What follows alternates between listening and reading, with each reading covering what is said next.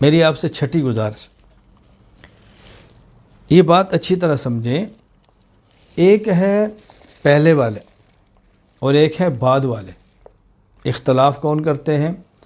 پہلے والا بعد والے سے اختلاف نہیں کرتا، بعد والا پہلے والے سے اختلاف کرتے ہیں۔ ہم جب کوئی بات کہتے ہیں تو بس اوقات ہمارے حضرات کہتے ہیں کہ ہمارا قادیانیوں سے اختلاف یہ ہے، ہمارا غامدی سے اختلاف یہ ہے، ہمارا فلاں سے اختلاف یہ ہے۔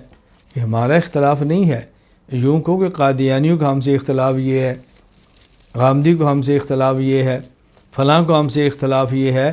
ہمیں اختلاف نہیں، ان کو ہم سے اختلاف ہے۔ ہم پہلے والے ہیں، وہ بعد والے ہیں۔ تو فرق تو سمجھو نا۔ اعتراض وہ کر رہے ہیں، اعتراض ہم تو نہیں کر رہے۔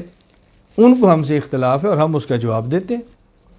تو ہم اپنی بات کو سمجھا بھی نہیں سکتے کہ ہم کہنا کیا چاہتے ہیں، اپنی بات بتا بھی نہیں سکتے کہ ہم کرنا کیا چاہ رہے ہیں۔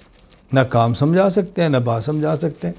اس لیے بعد والا اختلاف پہلوں سے کرتا ہے، پہلے والے اختلاف بعد والوں سے نہیں کرتے۔ احناف پہلے کے ہیں، غیر مقلدین بعد کے ہیں۔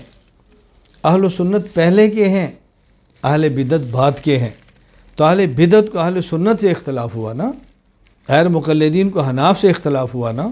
اعتراضات وہ کر رہے ہیں نا، ادھر سے تو جوابات دیے جا رہے ہیں، اعتراضات کہاں کیے جا رہے ہیں۔ ان باتوں کو سمجھنا ضروری ہے تاکہ ہم اپنے کام کو سمجھیں اور اچھی طرح اس کو جب سمجھیں گے تو کسی اور کو سمجھائیں گے، اور جب خود ہی نہیں سمجھیں گے تو پھر دوسروں کو ہم سمجھائیں گے کیسے۔